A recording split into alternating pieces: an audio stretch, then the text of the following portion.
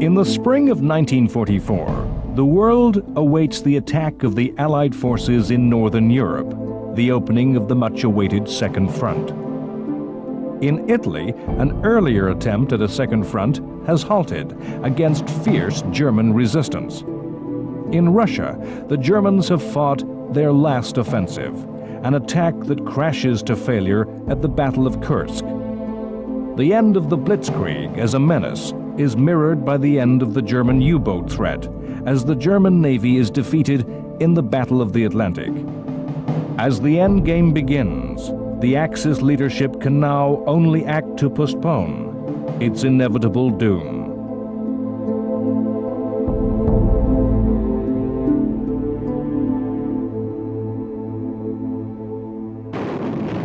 The previous autumn, the Italian advance of the Allies had stopped before the town and hill of Monte Cassino. In the spring of 1944, 4 battles were to be fought in an attempt to take the town that dominated the front and prevented any move north. First, U.S. forces were repelled at high cost by the Germans. Then Indian and New Zealand troops, assisted by heavy strategic bombers, made 2 attempts to take Cassino, both times defeated with heavy losses. By the April of 1944, the Italian campaign had reached crisis. The success of the Germans was giving Hitler hope. The battles seemed to prove that German arms could deny both the greater numbers and material strength of the Allies. Both American and British generals admitted themselves bereft of ideas. The position was finally prized open by fresh minds. Free French troops drawn from Moroccan hill tribes found ways through mountains thought impassable and encircled Cassino. Free Polish troops made a near-suicidal attack from the south. Cassino fell, and the Italian front opened for movement. In the release from the frustration that the fight for Cassino had generated, clear military judgment became clouded by ambition and lust for glory. As the Germans retreated from Cassino, American armies could have overtaken and encircled their enemy, perhaps ending the war in Italy. Instead, U.S. General Mark Clark, an officer who felt the failure at Cassino personally and suspected the British of attempting to steal the glory of victory, ordered an advance on Rome, and the Germans fled northwards in safety. On June 4th, American forces entered Rome in triumph. Meanwhile, German engineers were preparing a new complex line of fortifications against which the battle would have to be fought all over again. Soon, the glory of the capture of the Italian capital would be overshadowed by greater events. As Cassino fell, in the Pacific, U.S. forces for the first time occupied Japanese territory. The Marshall Islands were a remote group of 36 Micronesian atolls, forming part of the outer perimeter of Japanese defenses. In a brilliantly planned and executed attack which used intelligence derived from broken coded signals, which enabled the U.S. forces to find the weakest points in the Japanese fortifications, the islands were taken over by 80,000 troops. In the spring of 1944, fighting continued in the struggle along the borders of Burma, India, and China. British Empire forces were on the defensive against renewed Japanese attacks. Based on the adage that attack is the best form of defense, the Japanese had mounted an offensive to preempt a British and U.S. invasion. 85,000 Japanese troops attempted to take the remote towns of Impal and Kohima, towns that were effective gateways into India. The British Empire troops were ordered to resist, with no retreat or surrender, and Imphal and Kohima were besieged. The British supplied their troops by air, the Japanese not at all, and their troops began to suffer from starvation and disease. The British troops defied Japanese attack after Japanese attack for 80 days, with increasing desperation on both sides. In late June, the Japanese were forced to withdraw. Only a quarter of their troops had survived. The British began preparations to pursue their enemy. For nearly 4 years, Western Europe had suffered German occupation. However, it was clear to the world that this era of history was ending. All over southern England, the signs were that the invasion was coming. A massive assembly of men and material was gathering. The Allies aimed to bring an overwhelming strength to bear against the Germans. The invasion was given a secret code name, Operation Overlord. The coast of Britain, to a depth of 16 kilometers, became a secret forbidden military zone. Villages evacuated of civilians, countryside and coast requisitioned by the military, as armed forces practiced and practiced again the skills of amphibious warfare.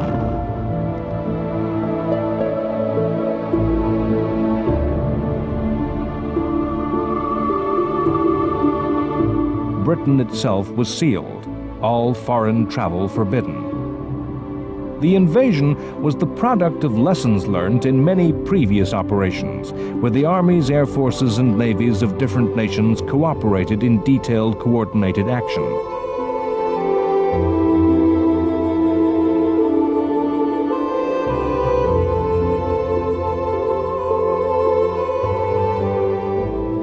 At the top of the organization was United States General Dwight D. Eisenhower. Eisenhower's abilities were political as much as military, making the alliance work in everyday reality. If it is true that every battle is won or lost before it's fought, then the leadership and the staff that Eisenhower assembled is the embodiment of that idea. There was meticulous attention to detail and a refusal to act without the correct preparation and resources for victory. The actual military plans were in the hands of Bernard Montgomery, the master of the set-piece battle, with a fanatical obsession for detail. Eisenhower's diplomacy was crucial in his winning command of both British and American strategic bomber air forces. The Air Force commanders believed their attacks on German industry and cities could win the war on their own, and resisted their planes being used in the support of ground forces. Events would show Eisenhower right. It's hard for us to realize that armies fighting on beaches, fighting their way ashore with specialist equipment, was a new thing. Historically, amphibious landings were made by ordinary ships, ordinary boats, by small armies. The size of armies, the lack of radar, of aircraft, of the telephone, meant amphibious landings were made unopposed. The lessons of previous invasions in North Africa and Italy brought forth new technologies of war. Swimming tanks were designed to fight with the very first wave of attacks. Provided with flotation tanks and propellers, the tanks were launched at sea and swam ashore to suppress fire from defending infantry. Specialist fighting vehicles cleared mines, laid roads, and bridged obstacles. It was an eccentric area in which the British excelled.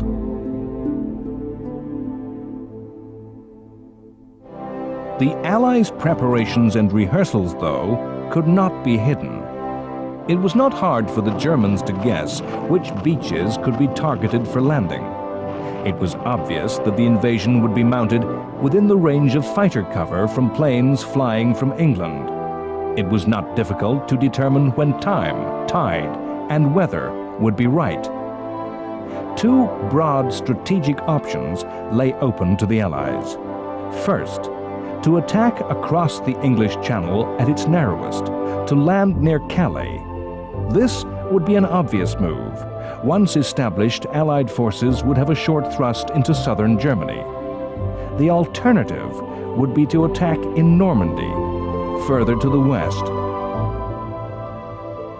The Allied forces mounted a complex campaign of deception aimed at fooling the Germans into thinking that an invasion was to fall on Calais, when in fact the attack was to be made in Normandy.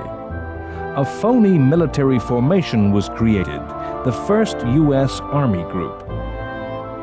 This imaginary unit was based opposite Calais. The Germans were able to listen in to signals passed between fictional units. Vast arsenals of weaponry could be spied by German reconnaissance, inflatable tanks, and dummy aircraft. All Germany's spies in Britain had been caught and turned, and were feeding fake intelligence to their spy masters. Air power was central to the success of Overlord. In the Italian campaign at Salerno and Anzio, well-organized German troops had quickly brought up reserves against Allied amphibious landings. The first days and weeks of the invasion would be a race between the two armies to bring reinforcements into action. Air power was crucial to the Allies winning that race, attacking the roads, the railways, and the bridges the German army would use.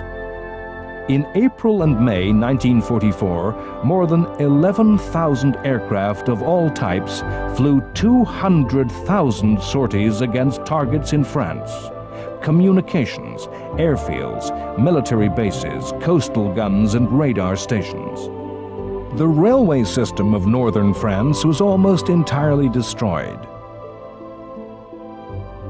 The air forces were important in the deception, too. 3 times as many bombs were dropped in the east aimed at the Calais region as were dropped near to the true Normandy target.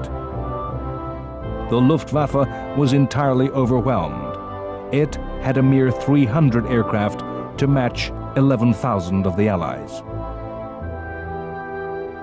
The disruption wrought by the Allied air forces was complemented by the actions of the French resistance.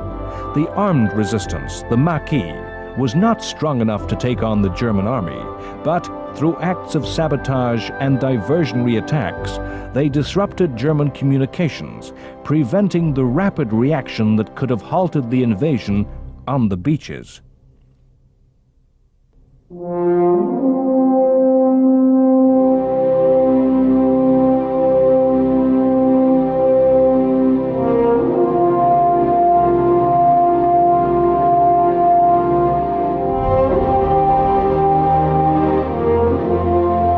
The number of ships involved on June 6th is stupefying to the imagination.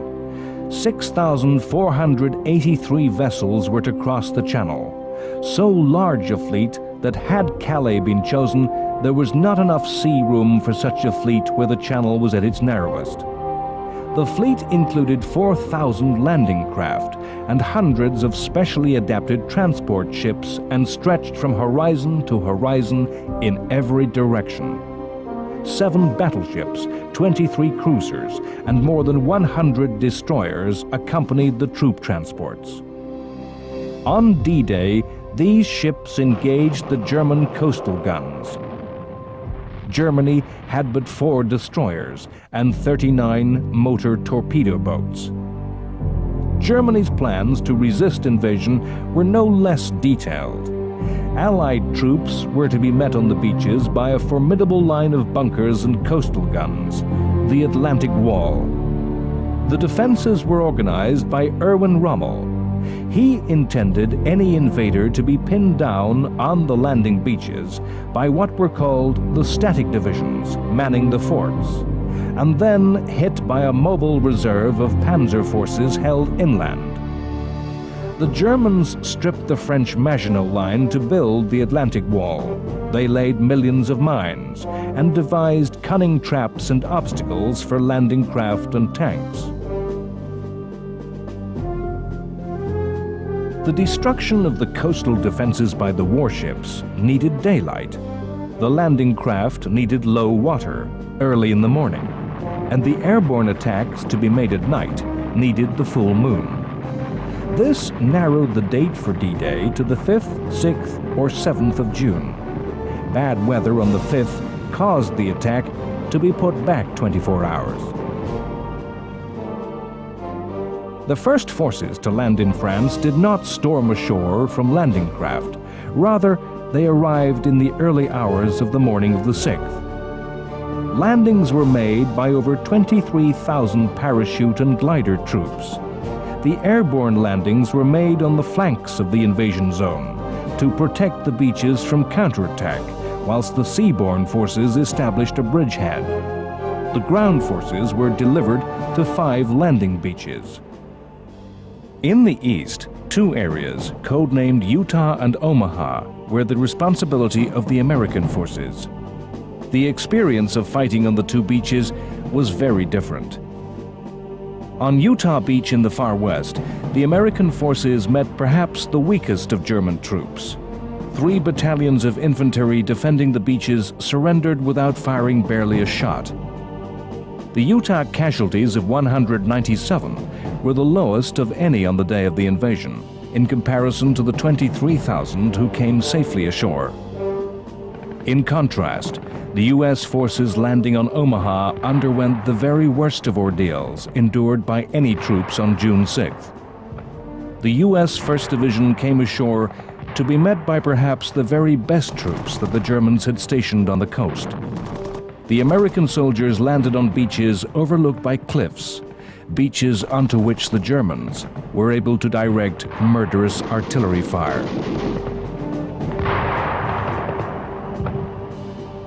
At Omaha, the swimming tanks were launched too soon, and many foundered in heavy seas.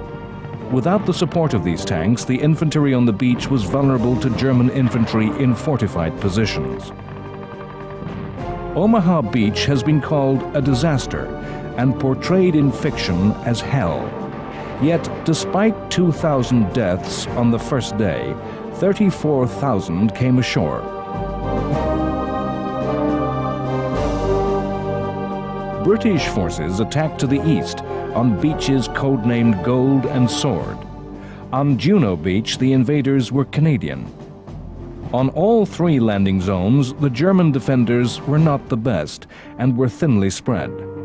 On Sword and Juno, the landings were made easily against little opposition. Before midday on June 6th, the troops were able to join up with the airborne forces, dropped in the rear of the Germans. Overlord was a complex operation, dependent upon every element playing its part. On Gold Beach, a failure of the naval bombardment to suppress all German fortifications and the swimming tanks becoming separated from the infantry meant that the British took heavy casualties. Nevertheless, the story of other beaches was repeated, and despite losses, the invaders were able to land and penetrate into the countryside. An important lesson of the fighting in Italy was the need to maintain a safe and plentiful line of supply. The Allies needed to bring supplies and reinforcements ashore faster than the Germans could move the same over land by road and rail. The Overlord plan involved capturing the French port of Cherbourg, but 2 technologies were developed that enabled the Allies to have a secure supply. Allied civil engineering became as inventive as any work in radar or electronics. A floating harbor system was built out of concrete, codenamed Mulberry and weighing 1.5 million tons. The harbors were floated across the channel in parts and then sunk into place to provide an instant port. Later in the campaign, a flexible oil supply pipe was laid under the sea to deliver a constant flow of fuel. In the 3 weeks following the invasion, the Allies moved more than 800,000 troops across the channel. They joined all the beachheads together and captured the port of Cherbourg. Yet the invasion fell behind schedule. The territory held by the Allies was too small to hold the troops that had been transported. Not enough airfields had been captured. Germans, skilled in anti-tank and defensive warfare, were defending stoutly in the countryside that the French called bocage. Bocage was a medieval field system. Over hundreds of years, thick hedgerows had grown to create deep sunken lanes that provided the Germans with row after row of ready-made deep trench lines. ready-made defenses that could stop tanks. The same roads forced attackers into vulnerable single file, traps with no room for maneuver. The Norman town of Caen was a D-Day objective. 3 weeks after D-Day, it was still German-held.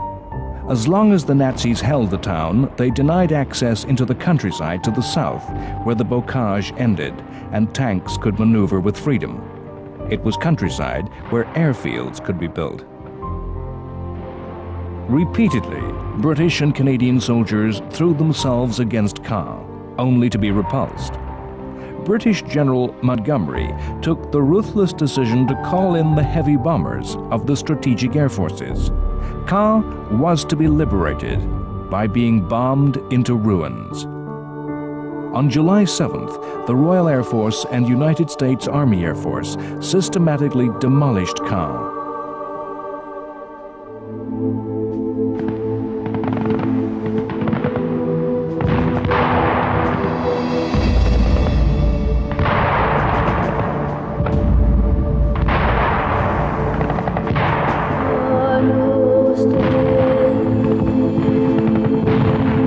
In the next week, the British and American armies fought a series of fierce battles as they pushed the perimeter of the beachhead ever south.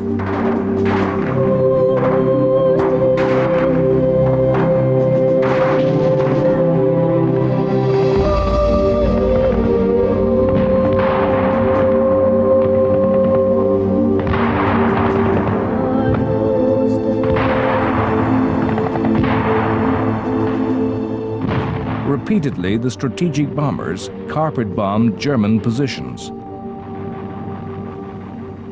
By mid-July, the British had lost more than 1/3 of their total tank force. The American army in the west, following extensive carpet bombing, finally broke through. Their push to the south opened the war and broke the stalemate.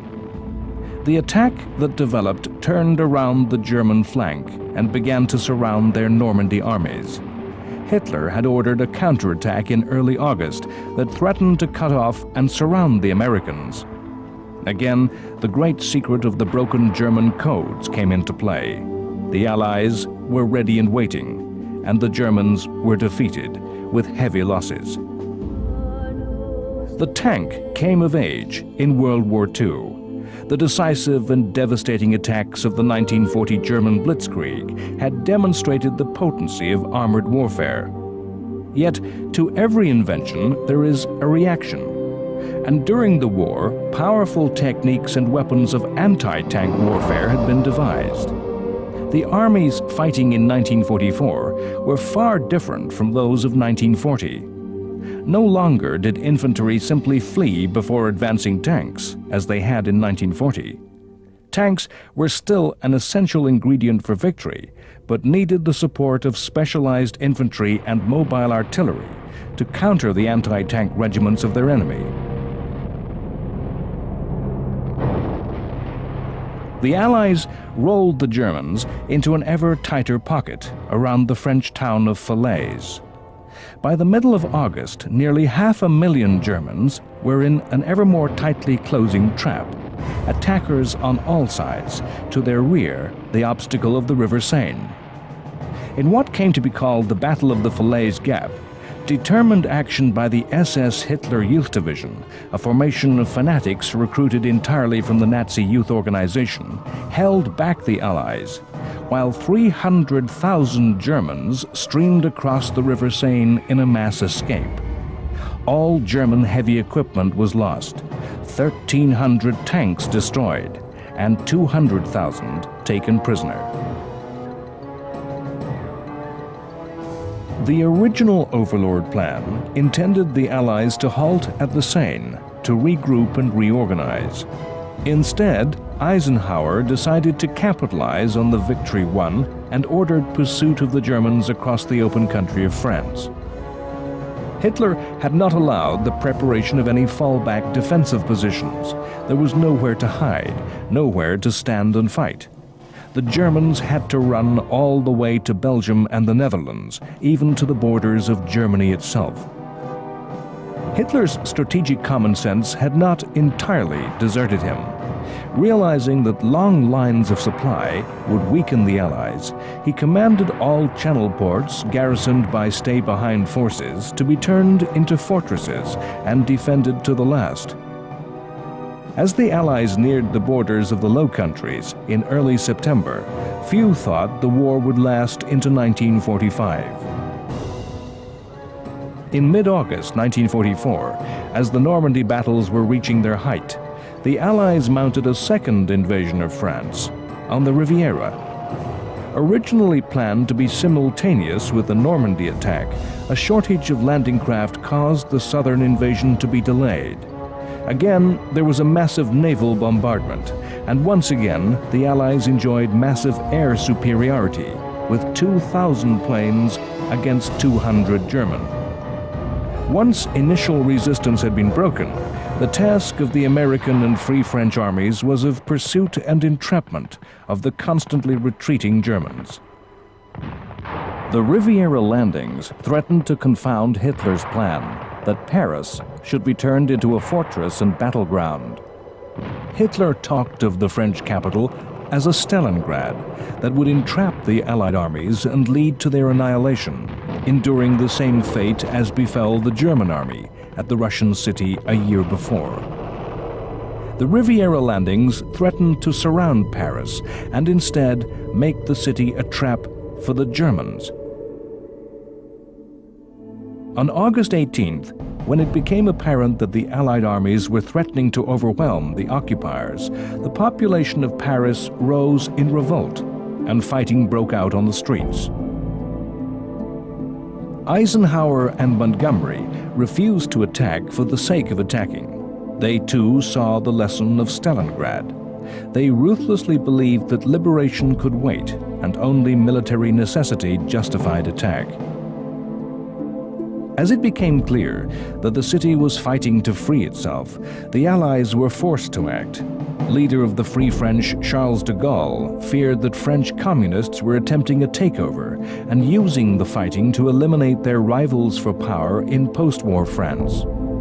The Allies agreed that Free French forces could be released, and on August 23rd, their tanks entered Paris.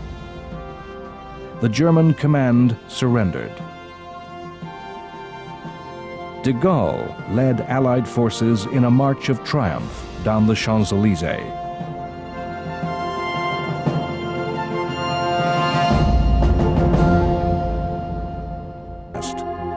Another officer, just wanting to get a closer look at a map, moved the bomb behind a heavy table.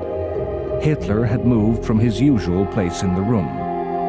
Though 3 died, Hitler survived unhurt, and came to believe that his survival was the portent of a greater historical destiny. The group of soldiers and civil servants that had hatched the plot were arrested and sadistically executed. The plotters included Erwin Rommel, who was told to commit suicide or his family would be sent to concentration camps. So the war continued, and Hitler came to believe in miracles.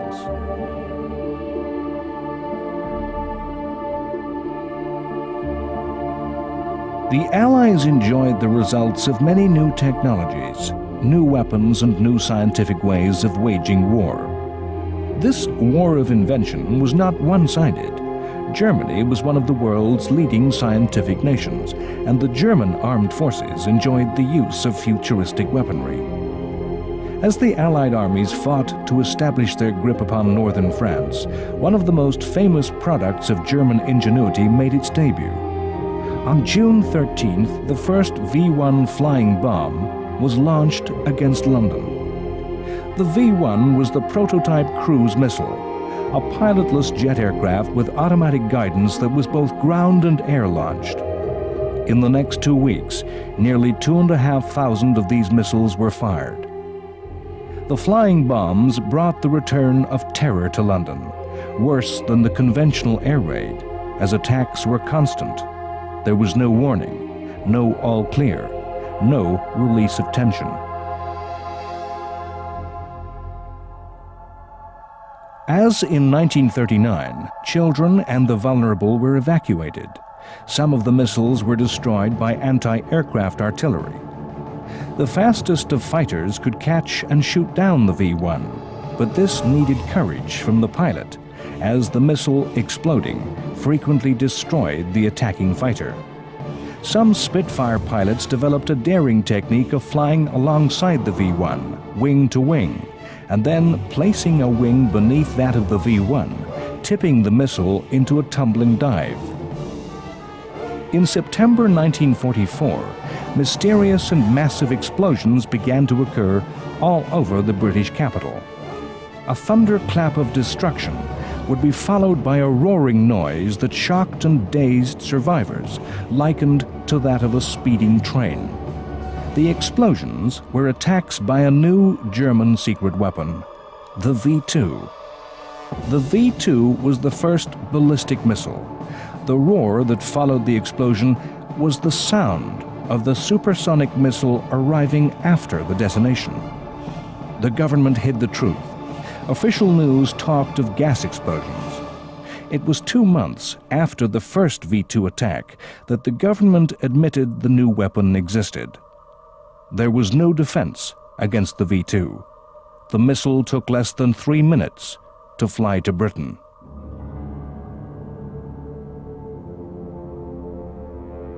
In the Pacific, the gradual process of erosion, of driving back the Japanese island by island, continued. In June 1944, yet more amphibious assaults began, this time in the Marianas Islands. The islands were important to both attacker and defender. The first target, Saipan, was an important Japanese base and within strategic bomber range of the Japanese home islands.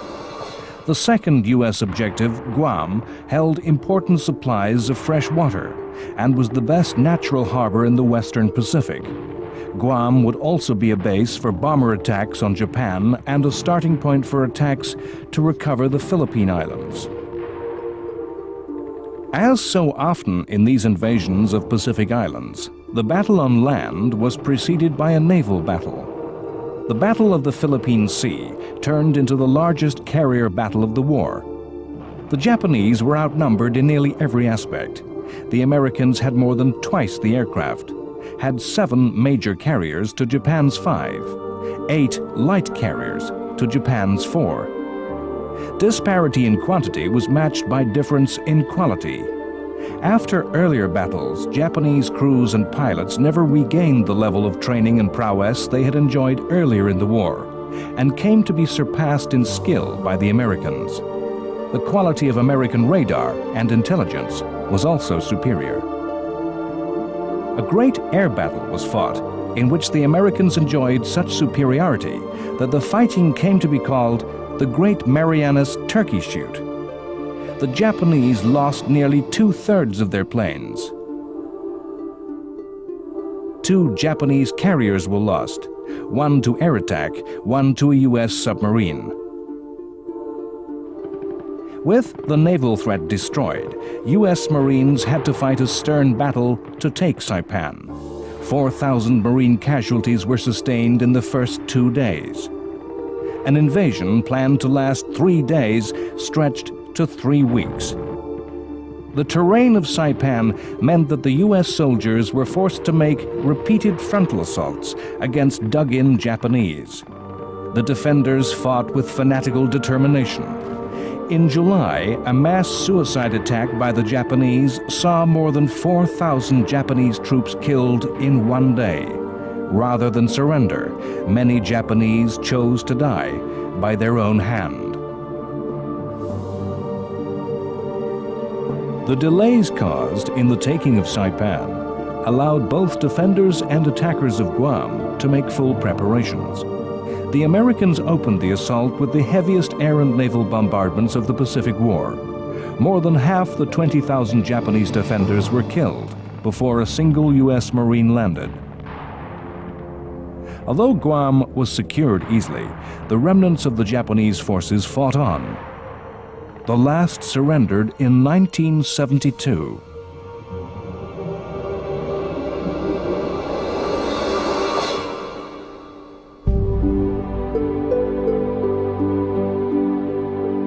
As soon as the Marianas were secure, the U.S. Army Air Force began to turn the islands into bases to attack the Japanese. The raids were to be borne on the wings of a new aircraft, the B-29 Super Fortress. The B-29 was a huge aircraft that could carry a heavier bomb load at greater range than any other aircraft. At first, the planes had flown a tortuous route from bases in China, from where southern Japan was just in range. From November 1944, the Marianas had been turned into air bases. The first raids had been precision high-level attacks upon the Japanese aircraft industry. The raids were inconclusive. In the coming years, these tactics were to be abandoned in favor of mass area attacks against Japan's wooden cities.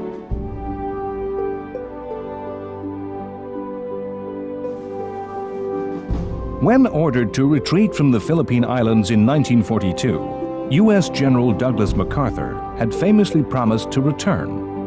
In late 1944, he gathered the forces to fulfill his vow. The Japanese occupation forces in the Philippines were ill-prepared to resist a U.S. invasion. In contrast, the U.S. Navy enjoyed an embarrassment of riches, able to draw from a well of near-bottomless resources. New battleships, new cruisers, new destroyers streamed from U.S. shipyards.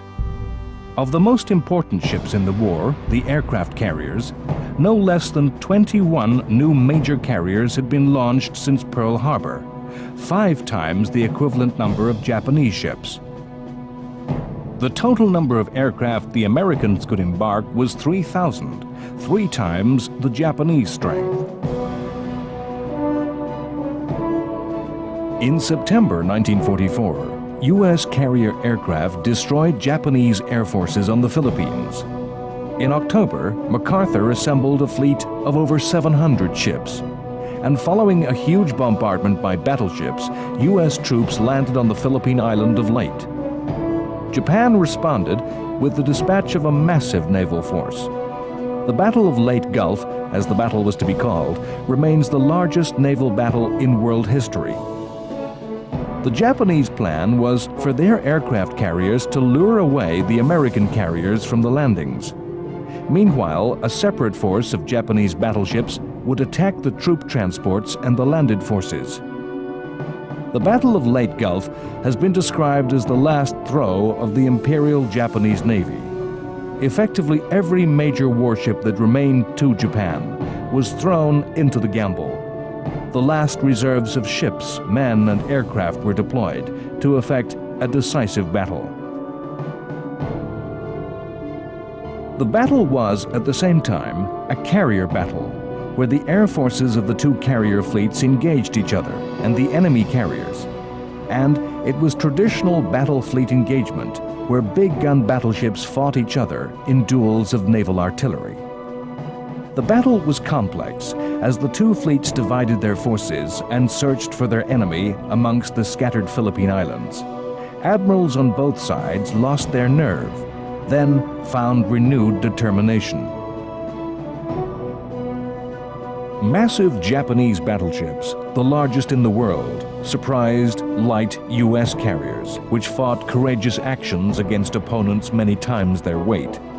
Destroyers attacked each other, or mounted audacious attacks on much heavier ships.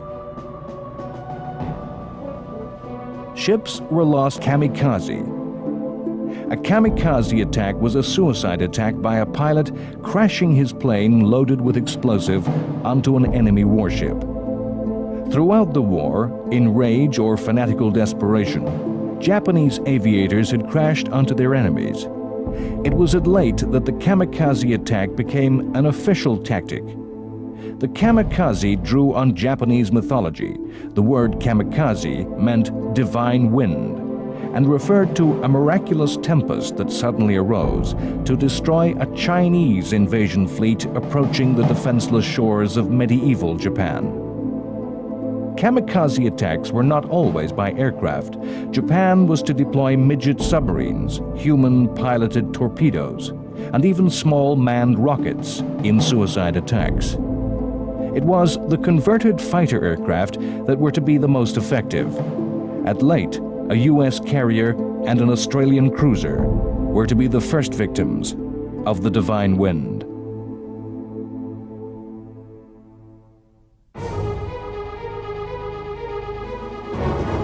Hitler had seen the Western invasion as the greatest threat endangering the very heart of the Third Reich. On the Eastern Front, he was prepared to concede territory and transferred troops to the West. On June 22, 1944, as the fighting in the West was at its height, the Soviet Union launched a massive offensive that threatened a general collapse of the German armies in the East. Operation Bagration, named after a hero of the wars against Napoleon, was a huge attack. The numbers told heavily against the Germans. 1.2 million Red Army soldiers against 400,000 Nazis. 5,200 tanks against 900 German machines. 6,000 Soviet aircraft against 1,300 Luftwaffe planes. Hitler was to sacrifice the lives of many thousands of his soldiers by designating Soviet cities as fortresses to be held to the last man.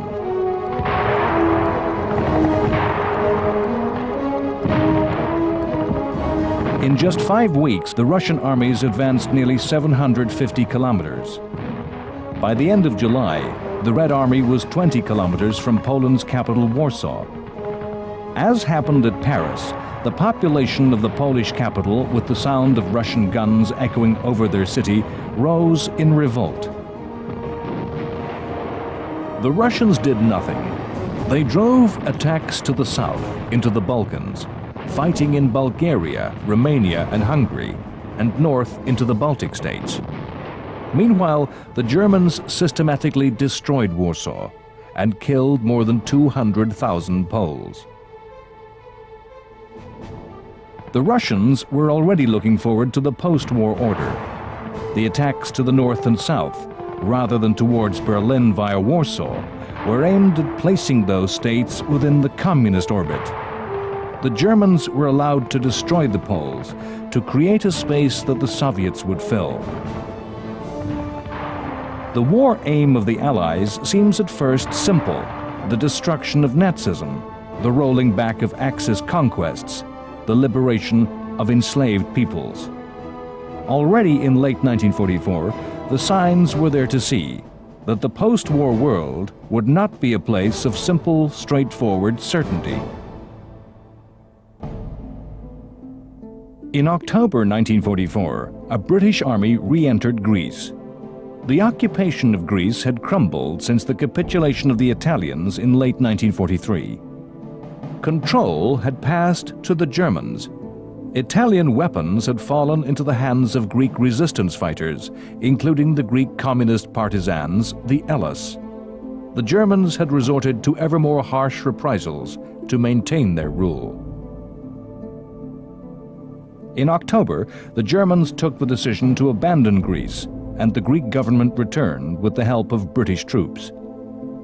The British stepped into a minefield of passionate and violent politics. In December, a demonstration in Athens by Greek communists turned into fighting as they were opposed by supporters of the returned government. In days, the British army was fighting Elas in the streets.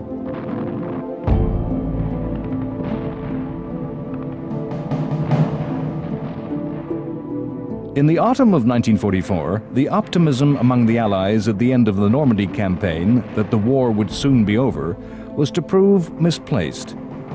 The advance across northern France had been so rapid that by early September, the Belgian capital of Brussels had been liberated and the port of Antwerp captured.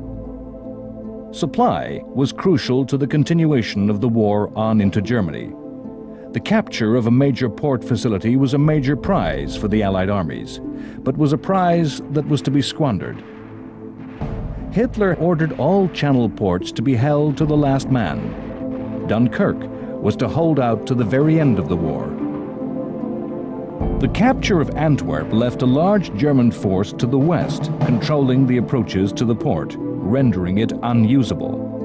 The Allies failed to clear those troops, who mined and dominated the river with artillery. The Allies failed to prevent the Germans from gathering their scattered forces and reorganizing. The Allies ignored intelligence that revealed their plan to fight a major battle against the Allied supply lines.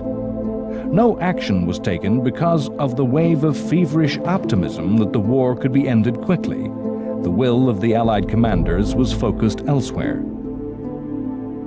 The distraction was the operation planned by British General Bernard Montgomery to seize a crossing of the River Rhine by airborne attack, drive forward to the captured crossings with armored forces, then invade Germany and end the war before Christmas.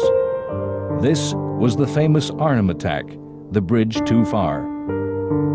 In mid-September, American airborne forces seized bridges at Nijmegen and Eindhoven, attacks that went smoothly and with success. The British 1st Airborne Division descended upon Arnhem, deep in the Netherlands.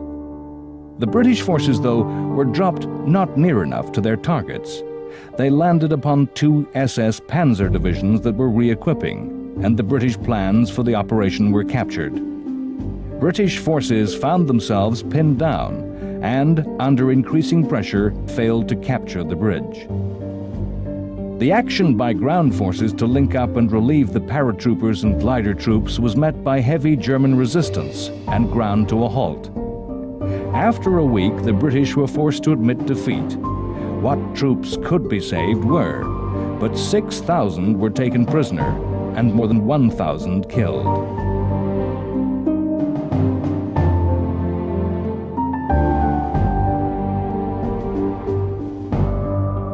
Arnhem was not a decisive defeat in itself, but the operation took Allied attention away from the situation at Antwerp. The failure to mount a simple mopping-up operation and make Antwerp port operational was to lengthen the war.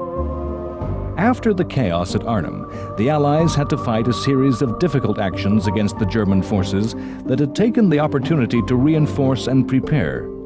The battles were fought across the flooded and waterlogged Low Countries. Attacks had to be made by commandos with amphibious vehicles. Canadian armies had to make repeated charges across open ground against prepared German artillery, surrounded by dense infantry defenses. Pillboxes and strongpoints had to be taken one by one in close infantry action. The towns of the region had to be cleared in fierce street fighting. In the midst of all this, engineers and naval minesweepers had to clear the mines and booby traps with which the Germans had filled the waterways. It was not until late November, more than 80 days after its capture, that Antwerp was brought into action. A desire for victory, of an end to the fighting, only condemned Europe to enter another year of war. With attacks through Belgium in what history comes to call the Battle of the Bulge. The Germans collapse in the east, and Russian armies enter Germany. They encounter Auschwitz, and the full evil of Nazism becomes known to the world.